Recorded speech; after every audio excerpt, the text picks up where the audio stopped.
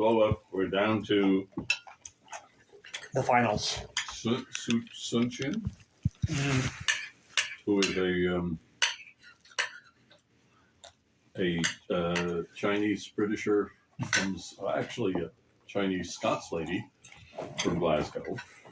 We have Chris, who's a guy formerly from rural Ireland, who from a very religious Catholic family, and when he realized at the age of 12 I'm gay, he had to get out of town. So he moved. He moved to Dublin as soon as he could, and now is in London. And the last person is a woman named Lisa, who is a school teacher but really wants to do makeup full time, and she's in the finals. Okay, she's a school teacher. Do you know if she? Well, okay, I can't ask. Lisa. No, He always remembers who won. I never remember.